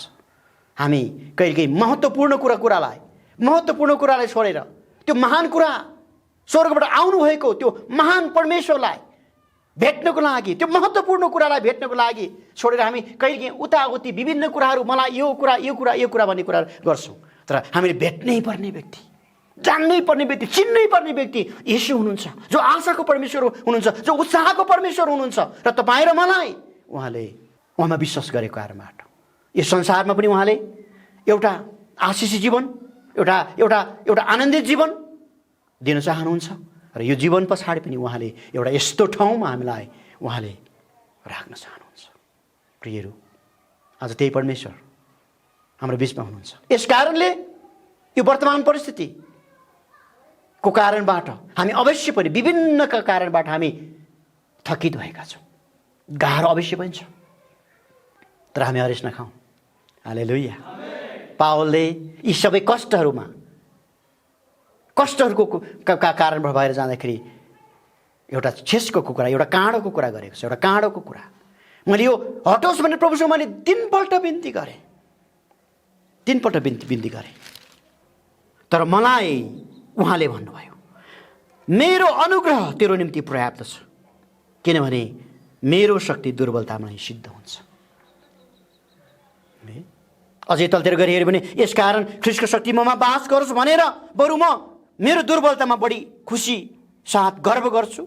यसकारण ख्रीष्टको खातिर दुर्बलताहरूमा, बदनामीहरूमा, कठिनाइहरूमा, सतावटहरूमा, आपतहरूमा म सन्तुष्ट रहन्छु। हालेलुया। किनकि जब म दुर्बल छु तब म शक्तिशाली छु। यो भन्न सक्ने अवस्थामा आज यो परिवेशमा हिँड्दै गर्दाखेरि, यो अवस्थामा हुँदै गर्दाखेरि प्रभुले यो विश्वासको माग तपाईँ र ममा गरिरहनु भएको छ। समस्याहरू जहिले छ प्रियहरू, अप्ठ्यारो परिस्थिति जहिले पनि छ, घटी र कमी होला, तर यी सबै परिस्थिति भएर जाँदाखेरि परमेश्वरले त्यो विश्वासको माग तपाईँ मबाट गरिरहनु भएको छ। पावलको कुरा ज्यादै मनपर्ने कुरा दोस्रो कोरिन्थी 6 अध्यायको 10 पदमा अघिल्लो समय मैले यो खण्ड पढेको हुन्छ। अफसोसी तापनि सधैँ आनन्दित, गरिब तापनि धेरैलाई धनी तुल्याउने, केही नभएको जस्तो तापनि सबै थोक भएको जस्तो। हालेलुया। यो अवस्थामा कुन बेला मानिसहरू पुग्न सक्छ, कुन बेला मानिसहरूले भन्न सक्छ भन्दाखेरि चाहिँ माथिको कुरामा निश्चयता, माथिको कुरामा आशा। यो संसारको कुराहरू अस्थिर छ, यो संसारको कुराहरू स्थायी होइनन्। हामीलाई एउटा स्थायी कुरा, स्थिर कुरा, अटल कुरा परमेश्वर तयार पार्नु भएको छ। हामी जस्तो सुकै जीवन यापन गर्दै गर्नु परे पनि, जस्तै अवस्था भएर जानु परे तापनि एक दिन परमेश्वर त्यो ठाउँमा हामीलाई सुरक्षित राख्नुहुन्छ। यो कुरा जब हामीमा निश्चयतामा पुग्छौँ, हामीलाई कुनै प्रकारको परिस्थितिले हामीलाई लडाउनु सक्दैन, कुनै पनि परिस्थिति हामीलाई बेखुसी तुल्याउनु सक्दैन, कुनै पनि परिस्थिति हामीलाई ढाल्न सक्दैन प्रियहरू। त्यति बेला हामी आनन्दको गीत गाउन सक्छौँ। हालेलुया। दोस्रो कोरिन्थी 8 अध्यायको 9 पदमा तपाईँ र हामीले पढ्यौँ भने यो पद पनि ज्यादै मनपर्छ मलाई। किनकि हाम्रा प्रभु यीशु ख्रीष्टको अनुग्रह तिमीलाई थाहा छ, उहाँ धनी हुनुहुन्थ्यो तरै पनि तिमीहरूको खातिर उहाँ गरिब हुनुभयो, ताकि उहाँको गरिबीबाट तिमीहरू धनी हुन सक। हालेलुया। हाम्रो यीशु ख्रीष्ट धनी हुनुहुन्थ्यो र पनि हाम्रो खातिर उहाँ गरिब भन्दा गरिब हुनुभयो, ताकि उहाँको गरिबीबाट हामी धनी हुन सकोस् भनेर, आनन्दित हुन सकोस् भनेर, त्यो महिमित आशामा, खुसी र आनन्दमा साहसी विजय क्रिस्चियन जीवन जिउन सकोस् भन्नको निम्ति प्रभु येशू ख्रीष्ट हाम्रो निम्ति गरिब हुनुभयो। हालेलुया। निष्कर्षमा अन्तमा तपाईँहरूलाई म यही कुरा राख्न चाहन्छु। यसर्थ पावलको ख्रीष्ट प्रभुसँगको यात्रा अत्यन्त कष्टपूर्ण र प्रतिकूल भए तापनि उनले यो यात्रालाई अत्यन्त आनन्द र खुसी, साहसी र विजयी यात्राको रूपमा मनाए। हालेलुया। यसकारण उनको जीवनको कठिन परिस्थितिहरूलाई काँडोको रूपमा उनले लिएको छ। उनले यो हटोस् भनेर प्रभुसँग 3 पल्ट बिन्ती गरेको कुरा हामी पाउँदछौँ, तर प्रभुले उनलाई भन्नुभयो, मेरो अनुग्रह तेरो निम्ति पर्याप्त छ। किनभने मेरो शक्ति दुर्बलतामा नै सिद्ध हुन्छ। अनि यो कुरामा उनी यो कुरामा सहमत छन्। ख्रीष्टको शक्ति आफूमा बास गरोस् भनेर दुर्बलतामा, बदनामीमा, कठिनाइहरूमा, सतावटहरूमा र आपदहरूमा उनी सन्तुष्ट रहेको हामी पाउँदछौँ। उनी थप्छन्, जब म दुर्बल छु तब म शक्तिशाली छु। हालेलुया। यसकारण वर्तमानको परिस्थितिले हामीलाई जुन अवस्थामा पुर्याएको छ नि प्रियहरू, यसमा हामी भयभीत नहौँ। आशा बोकौँ, संसारलाई आशा बढाउँ। यो संसार त अस्थायी नै हो। हामी स्थायी र अटल स्थानमा पूर्ण आशामा स्थिर बनौँ। त्यो ठाउँमा हामी सुरक्षित छौँ, त्यो ठाउँमा हामी पुग्नेछौँ, त्यो ठाउँमा हामी उहाँसँगै हुनेछौँ। यो अहिलेको यात्रा, अहिलेको समय, अहिलेको अवस्था यो छोटो हो। कहिलेकाहीँ हामीलाई यी सबै अवस्था भएर जाँदाखेरि ज्यादै कहानी लाग्ने, लामो जस्तो लाग्छ, ज्यादै भयो मेरो लागि भन्ने कुराहरू लाग्छ। तर यो अत्यन्त छोटो कुरा हो। एउटा लामो यात्रा, अनन्तको यात्रा। दुईटा बाटो छ। अनन्त नरकको यात्रा, जहाँ त्यो आगोको गण्डक, जहाँ त्यो पीडा कहिल्यै पनि सिद्धिँदैन। एउटा अर्को यात्रा छ, ख्रीष्टको यात्रा, ख्रीष्टसँगको यात्रा। प्रभु यीशु आफैले भन्नुभयो, बाटो, सत्य र जीवन मै हुँ, म बाहेक कोही पनि पिता कहाँ पुग्न सक्दैन। यो यात्रा छ, ख्रीष्टसँगको यात्रा। जब ख्रीष्टसँगको हामी जब यात्रा गर्छौँ, प्रभु यीशु त्यो सुरक्षित, त्यो अवतरण गराउने बाटो हुनुहुन्छ। जब हामी येशूसँग हामी अटल विश्वास राख्छौँ, उहाँले हामीलाई त्यो महिमित र अटल, त्यो स्थायी संसारमा, त्यो स्वर्गीय राज्यमा हामीलाई स्थापित गर्नुहुनेछ। यस कारणले आउनुहोस् हामी प्रार्थना गरौँ, हाम्रो शिर झुकाउँ। प्रभुले हामीलाई आशीष दिनुभएको होस्। यो अन्यल अनि अस्थिर, जाति जटिल अवस्था भएर गइरहेको अवस्थामा पनि हरेकले उहाँसँग भरोसा राखौँ। उहाँ हामीलाई लिनलाई आउनुहुने परमेश्वरमा त्यो स्थिर आशामा हामी बाँचौँ। प्रभुले कहिले पनि हामीलाई धोका दिनुहुन्न। उहाँ ज्यादै महान हुनुहुन्छ। महिमाको प्रभु, हामी तपाईँलाई सारा आदर, भक्ति र महिमा, प्रशंसा टुक्र्याउँछौँ। प्रभु तपाईँ परमेश्वर जसले हामीलाई अत्यन्तै प्रेम गर्नुभयो, तपाईँले आफ्नो एकमात्र पुत्र येशूलाई यस धरतीमा पठाउनुभयो ताकि पुत्र येशूमाथि विश्वास गर्ने कोही पनि नाश नहोस्, त्यसले अनन्त जीवन पाओस् भन्नको निम्ति पठाउनुभयो। आज हामीले विश्वास गरेको कुराहरू, आशा राखेको कुराहरू यस संसारको लागि मात्र होइन। हामीले आशा र विश्वास गरेको कुराहरू चाहिँ माथिको आशा हो। प्रभु, हामी तपाईँलाई धन्यवाद भन्छौँ। आज मण्डली यो माथिको आशामा स्थिर हुनलाई, त्यो माथिको आशा देख्नको लागि, त्यो महिमित आशा देख्नको लागि प्रभु मनलाई तयार गर्नुहोस्। आज पावलको जीवनबाट हामीले जे कुरा सिकेका छौँ, हामी धन्यवाद भन्छौँ पावलको जीवनको लागि, जसले प्रभु यीशु तपाईँमा विश्वास गरेको समयबाट उनले आनन्दको यात्राहरू शारीरिक रूपमा बिताउनु पाएन। दमस्कसको बाटोमा तपाईँसँग भेट उनको भयो। त्यसपछि उनले म तेस्रो स्वर्गसम्म मलाई उठाइलग्यो भनेर भन्दछ। तर उनले त्यो प्रकाश र दर्शनमा एउटा महिमित आशा देखे। हालेलुया। प्रभु तपाईँलाई धन्यवाद भन्छौँ। अनि जब त्यो आशालाई उनले पक्रे, अनि संसारको कुनै कुराले पनि त्यो आशाबाट अलग गर्न उसलाई सकेन। संसारको न धनले, न सम्पत्तिले, न मानका कुराहरूले, न उचाइले, न गहिराइले, कुनै कुराले पनि पावललाई अलग गर्न सकेन। त्यो आशालाई पक्रेर निरन्तर अरूलाई आशा बोक्दै, आशा बाँड्नको लागि परमेश्वर प्रभुले पावललाई चलाउनु भयो। हामी तपाईँलाई धन्यवाद भन्छौँ प्रभु परमेश्वर। आज हामीले जुन वचन पायौँ प्रभु, हामी तपाईँलाई आदर टुक्र्याउँदछौँ। पावलको जीवनबाट जे कुरा हामीले सिकेका छौँ, हे प्रभु त्यही परमेश्वर हामीलाई कृपा गर्नुहोस्। पावलको जीवन विभिन्न कठिन यात्राहरूबाट भएर जाँदाखेरि पावलले एउटा काँडोलाई आफ्नो अनुभवमा बताइरहेको छ। तर त्यो काँडो पापमा पुर्याउने, मृत्युमा पुर्याउने सङ्केत त्यसले गरिएको छैन। त्यो चाहिँ पावलले आफू शैतानको पासोमा नपर्नको लागि,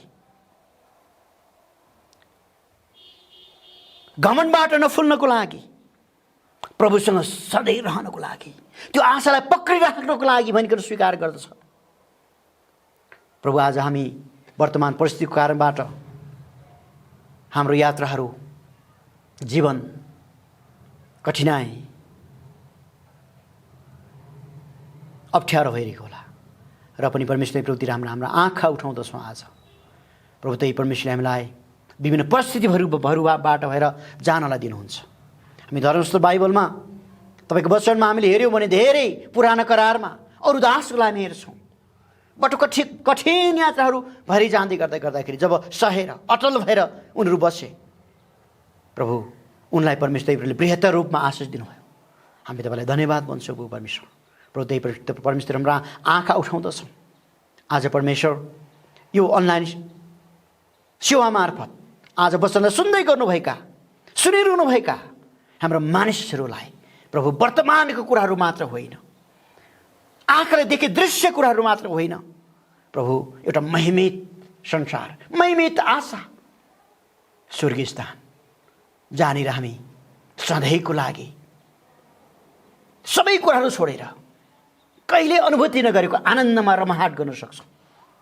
हामी त्यो ठाउँको उत्कट प्रतीक्षामा छौँ। प्रभु, तै परमेश्वरले हामी हरेकलाई नै यो आशामा र विश्वासमा अटल बनाउनुहोस्, नडगबगाइकन स्थिर रहनलाई तपाईँले सहायता गर्नुहोस्। धन्यवाद भाइ प्रभुको प्रेमको लागि, तपाईँको कृपा, तपाईँको सुरक्षा, तपाईँको अनुग्रह हामी सबैमाथि रहेको होस्। प्रभु, यी सबै परिस्थिति भएर जाँदाखेरि मण्डलीले आज सुरक्षा दिनुहोस्, मण्डलीलाई माथिको कुरामा सुरक्षित राख्नुहोस्, अटल विश्वमा सुरक्षित राख्नुहोस्। हाम्रा हृदयहरू तपाईँतिर हामी उठाउँदछौँ। म यो ठाउँबाट वचन सुन्दै गर्नुभएका सबै मानिसको लागि पनि आशिष माग्छु प्रभु। तै परमेश्वरले पावलको त्यो अटल विश्वास जस्तै हामी हरेकलाई आज निर्माण गर्नुहोस्। हामी तपाईँलाई धन्यवाद भन्छौँ तपाईँको वचनको लागि। सबै कुरालाई आदर टुक्र्याउँदछौँ। वचन हाम्रो हृदयमा स्थान पाएको होस्, हामी तपाईँ सँगसँगै हामी रहन सकौँ। त्यही अटल आशामा विश्वास साथ तपाईँलाई हेर्दै माथिको आशामा जिउन सकौँ भन्दै सबै बिन्ती गरेर प्रार्थना चाहँदछौँ हामीलाई प्रेम गर्नुहुने मुक्तिदाता येशू प्रभुको नाममा, आमेन, आमेन। यहाँ सबैलाई वचन सुनिदिनुको लागि धेरै धन्यवाद। यो पछाडि हाम्रो पास्टर सुजन सुन्दासज्यूले केही सूचनाहरू यहाँको बिचमा प्रवाह गर्नुहुनेछ। यो समय उहाँको लागि म दिँदछु। धेरै धन्यवाद। जय मसीह। यहाँ सबैजनालाई धेरै धेरै धन्यवाद र पास्टरज्यूलाई पनि धेरै धेरै धन्यवाद। उहाँले हाम्रो माझमा परमेश्वरको जीवित वचन घोषणा गर्नुभएको छ र हामी सबैजना आशिषित भएका छौँ। यस आराधना सेवालाई, सङ्गतिलाई अगाडि बढाउनको निम्ति यहाँहरूले दिनुभएको उत्तम सल्लाह सुझाव र प्रतिक्रियाको लागि धन्यवाद र आज जोडिनु भएको लागि पनि यहाँहरूलाई धन्यवाद दिन चाहन्छु। हाम्रो माझमा केही विशेष सूचनाहरू छन्। विशेष गरी हामीले यहाँहरूको माझमा यस आराधना सेवालाई ल्याइरहेका छौँ। यसलाई अगाडि बढाउनको निम्ति हामीलाई चाहिएको सल्लाह सुझाव प्रतिक्रिया हामी अनवरत रूपमा चाहना गरिरहेका छौँ। यहाँ सबैजनाले हामीलाई यसमा सहायता गर्नुहोस् पनि हामी अनुरोध गर्न चाहन्छौँ र साथसाथै यस आराधनालाई तपाईँहरू सबैजनाले आफ्नो सोसल मिडियामा सेयर, लाइक तथा कमेन्ट गरेर यस आराधनालाई अझै प्रभावकारी बनाउनको निम्ति हामीलाई सहायता गर्न सक्नुहुनेछ र साथसाथै हामीलाई यस आराधना सेवालाई यहाँहरूको माझमा निरन्तर रूपमा ल्याउनको निम्ति आवश्यकता परेका धेरै कुराहरूमध्ये हामी आर्थिक सहयोगको पनि अपेक्षा गर्दछौँ। यहाँहरू सबैजनाले आफ्नो क्षेत्रबाट जसले जति सक्नुहुन्छ परमेश्वरमा प्रार्थनासहित आफ्नो मुठी खोल्नको निम्ति हामी अनुरोध गर्न चाहन्छौँ र विशेष गरी आजको यस आराधनामा जोडिनुभएका यहाँहरू सबैजनालाई हामी फेरि पनि धन्यवाद दिँदै अर्को हप्ता भेट्ने विश्वास साथ यहाँहरू सबैजनासँग बिदा हुन चाहन्छु। जय मसीह। परमेश्वरको आशिष तपाईँहरू सबैजनासँग रहोस्।